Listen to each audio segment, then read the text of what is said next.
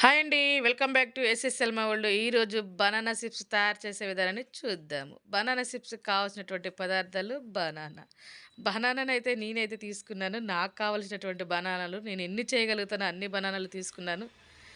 వాటినైతే ఇలా అటు ఇటు అయితే కట్ చేసేసి నేనైతే 4 ఘాట్లు పెట్టి మంచిగా పొట్టు తీస్తున్నాను. పిల్లోడు తోలు తీస్తా అన్నంత ఈజీగా పొట్టయితే వచ్చేస్తుంది. మీరైతే చూడండి. ఈ పొట్టు తీయటం అయితే భలే అనిపిస్తుంది. మీరు కూడా ఒకసారి ట్రై చేయండి. బనానా చిప్స్‌నైతే చాలా బావుంటాయి. టేస్టీగా కూడా ఉంటాయి.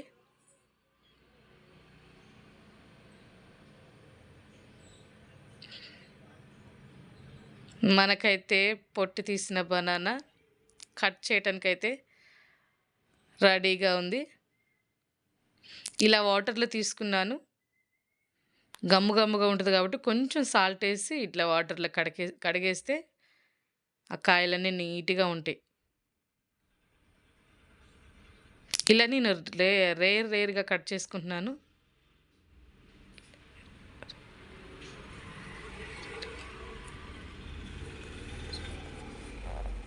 కట్ చేసిన పీస్ అన్ని బౌల్‌లో తీసుకున్నాను.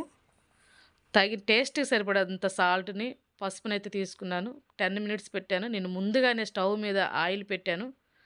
ఆయిల్ అయితే హీట్ ఎక్కింది.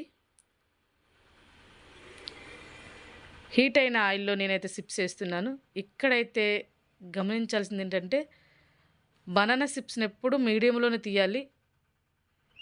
మరీ ఎక్కువ ఫ్రై అయితే కాకూడదు. డీప్ ఫ్రై అయితే అస్సలు చేయకూడదు. సేదుగా ఉంటాయి.